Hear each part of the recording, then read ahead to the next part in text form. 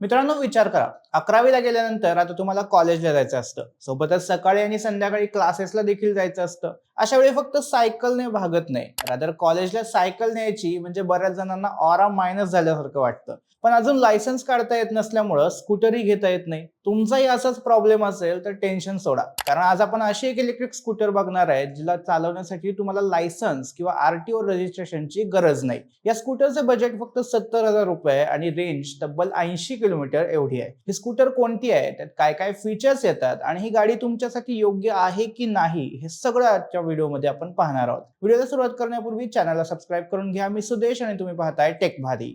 Ampere नावाच्या कंपनीने ही एक नवीन लो स्पीड स्कूटर लॉन्च केली आहे. या स्कूटरचं नाव आहे रिओ VYB. एम्पियर हा ब्रँड तब्बल 17 वर्षांपासून इलेक्ट्रिक स्कूटर इंडस्ट्रीमध्ये आहे. रिओ VYB ही एंट्री लेवल इलेक्ट्रिक स्कूटर त्यांनी भारतात 69,500 रुपयांना लॉन्च केली आहे. ही किंमत तशी तर एक शोरूम आहे, पण या गाडीला आरटीओ रजिस्ट्रेशन, इन्शुरन्स अशा गोष्टींची गरजच नसल्यामुळं ऑन रोड प्राइस अगदीच जास्त बसत नाही. ही गाडी विद्यार्थी, ज्येष्ठ नागरिक आणि पहिल्यांदा इलेक्ट्रिक गाडी घेणाऱ्या लोकांना लक्षात घेऊन तयार केलेली आहे. गाडीचे फीचर्स पाहण्याआधी सगळ्यात महत्त्वाचा मुद्दा क्लिअर करतो, तो म्हणजे या गाडीला रजिस्ट्रेशनची गरज का नाहीये. आपल्याकडच्या नियमानुसार ज्या गाड्यांचा top speed 25 kilometre per hour पेक्षा कमी आहे आणि ज्यामध्ये 250 वॅट पेक्षा कमी पॉवरची मोटर आहे, अशा गाड्यांना व्हेइकल रजिस्ट्रेशनची गरज नसते. या गाड्यांना मोटार वाहन म्हणून न मोजता सायकल सारख्या नॉन मोटराइज्ड वाहनांच्या कॅटेगरीमध्ये ठेवलं जातं. त्यामुळे RTO passing, number plate, road tax यातलं काहीच लागत नाही.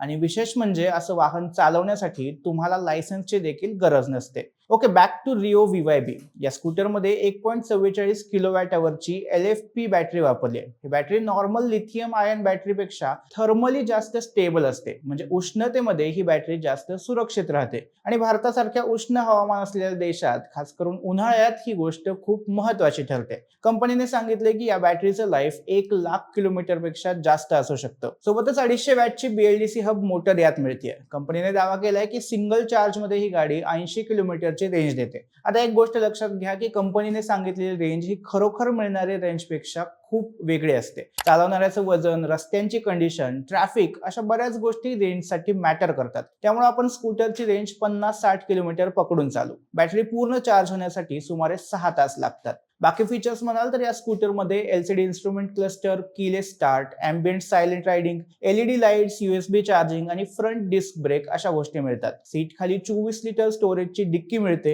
ही गाडी साधारणपणे 71 किलोच्या लाईट वेट प्लॅटफॉर्मवर बनली आहे, त्यामुळे मुली देखील आरामात ही गाडी चालवू शकतात. दोन्ही चाकं 10 इंच मोठी आहेत. फ्रंटला डिस्क ब्रेक आणि मागच्या बाजूला ड्रम ब्रेक दिलाय. ट्यूबलेस टायर्स आहेत आणि इलेक्ट्रिक असल्यामुळे अर्थातच ऑटोमॅटिक ट्रान्समिशन आहे. एकूणच एंट्री लेवल स्कूटर असूनही चांगले फीचर्स दिले. 4 कलर ऑप्शन मिळतात: व्हाईट, पर्पल, डार्क ग्रे आणि ॲक्वा मेटॅलिक. कॉलेजला जाणाऱ्या जेनझीला लक्षात घेऊन ट्रेंडी असे कलर ऑप्शन्स ठेवलेत. बाकी एम्पियरने या गाडीवर 3 वर्ष किंवा 30,000 किलोमीटरची वॉरंटी दिली आहे. आणि या गाडीला सपोर्ट करण्यासाठी कंपनीनं भारतभर 400 पेक्षा जास्त सर्व्हिस टच पॉइंटचं नेटवर्क दिलंय.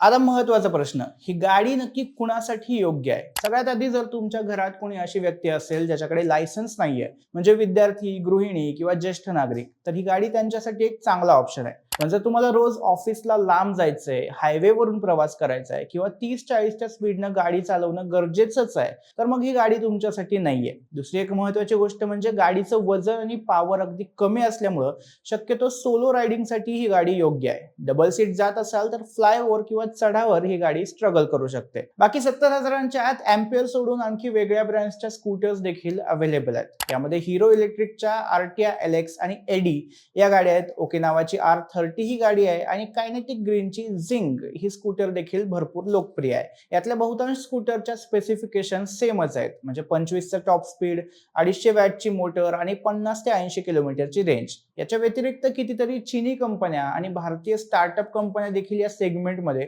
लो स्पीड इलेक्ट्रिक स्कूटर बनवत आहेत. मात्र आता सांगितलेल्या 3 कंपन्या बऱ्यापैकी प्रस्थापित असल्यामुळे त्यांची क्रेडिबिलिटी आणि सर्व्हिस नेटवर्क जास्त चांगलं आहे. बाकी 70,000 बजेटमध्ये जर तुम्हाला प्रॉपर इलेक्ट्रिक स्कूटर हवे असेल तर मग हिरोची विडा आणि TVSच्या iQube बास मॉडेल तुम्ही घेऊ शकता. या दोन्ही स्कूटर्सचे व्हिडिओ आपण याआधी केले आहेत. बास मॉडेलमध्ये बॅटरी तुमच्या मालकीची होत नाही, त्यामुळे या गाड्या मूळ किमतीपेक्षा भरपूर स्वस्त मिळून जातात.